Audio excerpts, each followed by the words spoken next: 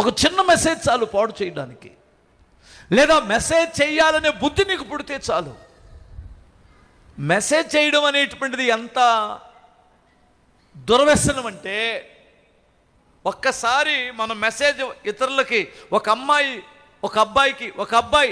అమ్మాయికి మెసేజ్లు పెట్టుకోవడం స్టార్ట్ చేశారంటే అది ఆపడం అంత తేలికైన పని కాదు. అసలు నీ కళ్ళు కోడిగుడ్డులాగా ఉంటాయి, నీ ముఖం గీత ముఖం లాగా ఉంటుంది, అర్థమవుతుందా? పందిలాగా భలే సప్పరిస్తుంటావు. చెబుతా, నేను ఊరికి తిట్టులు తిడుతున్నానులే, వాళ్ళు అలా ఎందుకు చెబుతారు?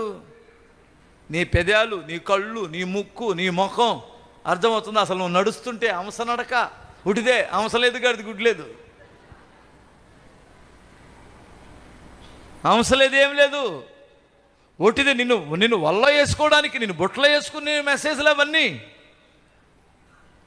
ఏదో పెద్ద శ్రద్ధ ఉన్నటువంటి వాడులాగా, బంగారం తిన్నావా, ఈరోజు నీ ముఖం మీకుపోయినట్టుంది, కళ్ళు కొంచెం లోపలికి వెళ్ళినట్టుంది, తినలేదా, తినిపోయావా, మెసేజ్ చేయనా, అదే ఫోన్ పే చేయనా, నేను ఆర్డర్ పెట్టినా జొమాటోకి, నువ్వు తినద్దు కానీ వాడు ఎక్కడున్నాడు, ఇక్కడికి ఆర్డర్ పెడతాడంట. ఈ పంది పిల్లకి నాకు అర్థం కాదు, ఈ పంది పిల్లకి ఇంట్లో లేదా? ఏమనుకోమాకండమ్మా, హల్లెలూయా చెప్పగలరా? అసలు ఎంత కాడికి దారి తీసిద్దో నీకు తెలుసా విషయం? ఎంత మనశ్శాంతి లేకుండా చేసిద్దో తెలుసా నీకు ఆ విషయం? కుటుంబంలో నెమ్మది లేకుండా చేసేటువంటిది. పురుషులు కూడా అలాగే తగలబడ్డారు.